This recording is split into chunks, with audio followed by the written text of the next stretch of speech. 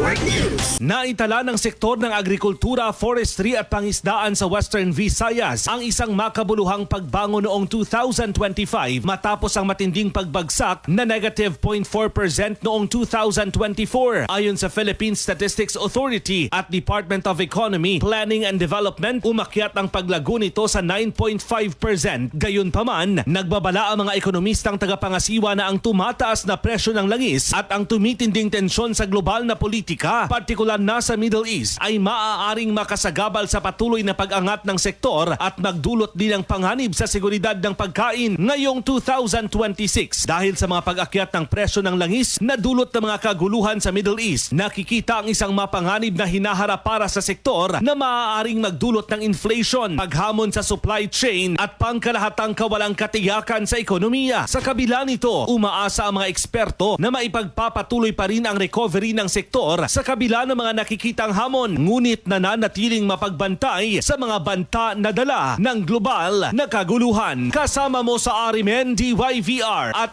IFM Rojas, Idol Joshua Kenneth Anas. Tatak Arimen! RMN Network News.